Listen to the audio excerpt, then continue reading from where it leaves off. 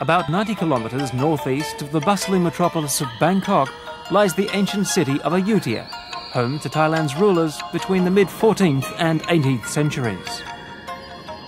Siam, as the country was then known, centred around these crumbling ruins that hint of the glory of the kingdom's past. This tranquil town is still home to inhabitants who have sustained a traditional way of life. If you are here in Thailand, take time in your schedule to make the journey here from Bangkok and see how life used to be without skyscrapers and noisy traffic.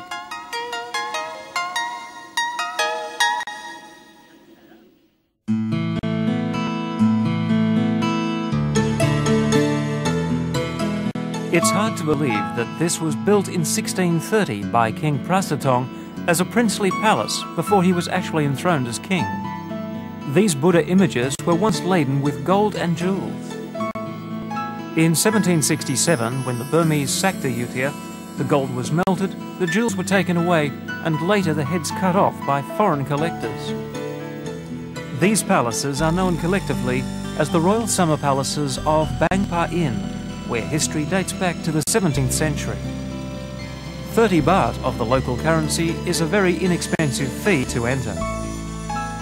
Bang Pa In Palace is dotted with buildings of many architectural styles, which may baffle the first-time visitor.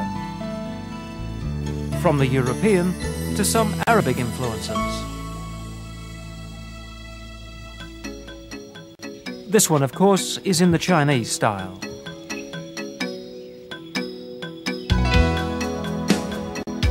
All of these structures are set in a beautiful landscaped park.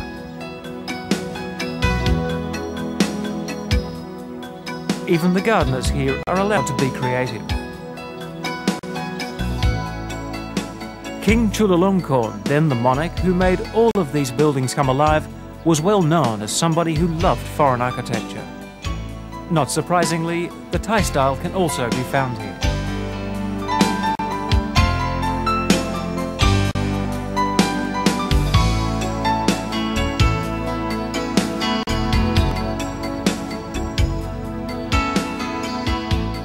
Of course, Ayutthaya does not only offer the visitor monuments of the past, there are other things to look at. Bring yourself down to Yutong Road, Thailand's candy floss capital, and reward yourself with a bag.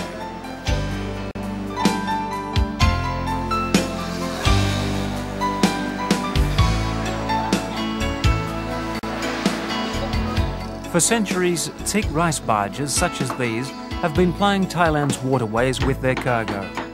In the modern era, huge steel barges have emerged to take their place. Sadly, many of these boats have been broken up for timber. But here in this boatyard, a new trend has emerged. Some of these boats are being converted to pleasure craft. Here, we take you on one of the most luxuriously appointed of all. Well, it's a real challenge to design a boat instead of something that, like a house or an office or a restaurant, because nothing is symmetrical or square or straight. And so just trying to fit all the bits and pieces into that kind of shape is quite a challenge. When I'm on the river, it's a very romantic feeling, and so the interiors are really meant to be luxurious, very comfortable, so that you don't feel like you're confined in a boat. And also, it was inspired really by King Narai, who brought European influence to Thailand. And so there is, some of the fabrics are more European, and the flavor of the boat is actually European from about 250 years ago. People tend to really feel so relaxed after they've been up and down the river on this boat, and I guess that's the most important part. They also feel like they've gotten a taste of Thailand that you would normally not get by being in a city or even in a car going up country.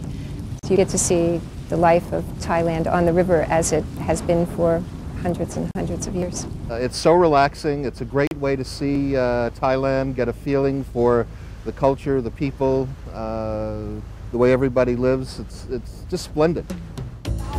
And now we're ready to cruise down the River of Kings, the mighty Chao Phraya.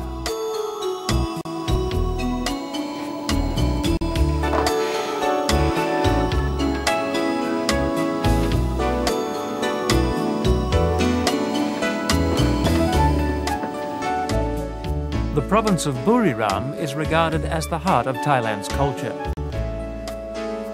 More than 1,000 years ago, the Thai people fought on the battlefield for independence of their own land, the land of the free. That land became Thailand. The ancient ruins of Panon Rung, near the Thai-Cambodian border, is a site cherished by the Thai people and is a symbol of the nation's birthplace.